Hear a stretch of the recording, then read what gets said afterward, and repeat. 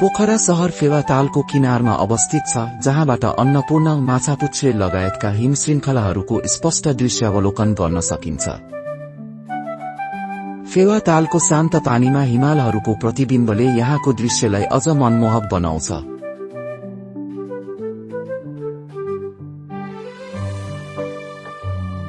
फेवातालको किनारमा फैलिएको लेकसाइड क्षेत्र पोखराको प्रमुख पर्यटकीय केन्द्र हो। यहाँ पर्यटकहरूले शान्त तालको दृश्य, स्वादिलो खाना र रंगीन सांगीतिक साँझको आनन्द लिन सक्छन्।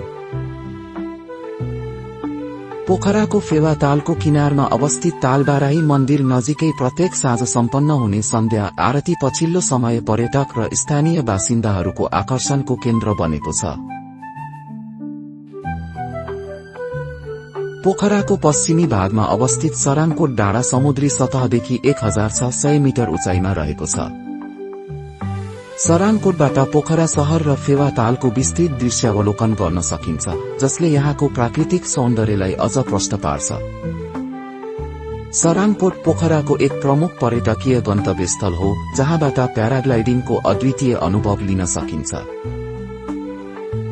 यो स्थान समुद्री सतहदेखि करिब 1600 मिटर उचाइमा अवस्थित छ र यहाँबाट अन्नपूर्ण, माछापुच्छ्रे, धौलागिरी लगायतका हिम श्रृङ्खलाहरूको मनोरम दृश्यावलोकन गर्न सकिन्छ।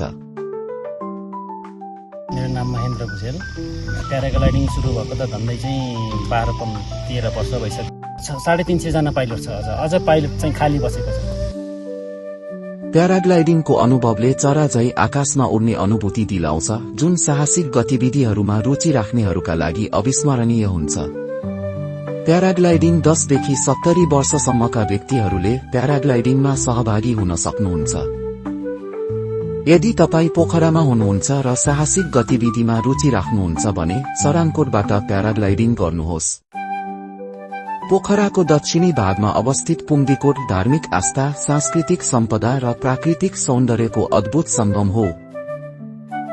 पुङ्दीकोटमा अवस्थित शिव मूर्ति 51 फिट अग्लो छ, जुन 57 फिट अग्लो सेतो स्तूपमाथि स्थापित गरिएको छ। पोखरा केवल एक पर्यटकीय शहर मात्र होइन, यो एक भावनात्मक यात्रा हो, जहाँ प्रकृति, साहसिकता, धर्म र संस्कृतिको सुन्दर संगम पाइन्छ। यो थियो हाम्रो पोखरा विशेष वृत्तचित्र। आशा छ तपाईलाई मन पर्यो। भेटौँला अर्को रमाइलो यात्रामा। धन्यवाद।